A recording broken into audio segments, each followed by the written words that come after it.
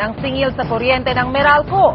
Pero yung mga taga Pampanga, Tarlac at Zambales may naisip na paraan para makatipid sa konsumo ng kuryente. Ito ang report ni Mia Reyes.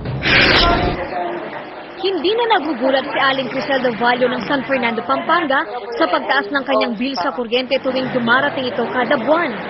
Last month, bill namin 1,000 tapos biglang mainit yung panahon, tataas ng magiging 1 to gano'n.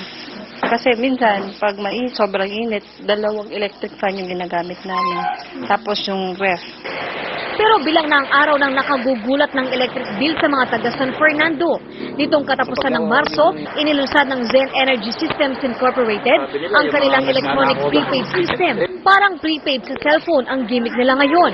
Kung anong load mo, siya ring itatagal ng kuryente ng inyong bahay. Kailangan lang na i-send ng consumer ang meter number sa isang reloading station na parang cellphone load. Pagka-send, in a few minutes time, tatakbo na yun sa sistema natin.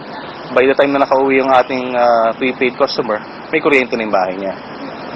With prepaid, dahil available yung load mo sa sari-sari store, mas accessible sa'yo, mas madali. Wala ka ng pamasaheng gagamitin. Unang sinampulan dito sa Pampanga ang tindahan ni Mang Rolando Mercado. Kasi yung 100 load namin na niloload, halos umaabot ng 24 hours. Ganon. Eh kung ando sa previous kong mga bill, halos 142 yung dapat kong bayaran a day. Sa paggamit ng prepaid electronic system, maiiwasan na raw ang mga nababayarang system loss ng mga consumer. Mahihirapan din daw itap ito o makapaglagay ng jumper ang mga nagnanakaw ng kuryente. So, makikita malalaman ng electric cooperative na madi-jumper na dinajumperan na yung metro.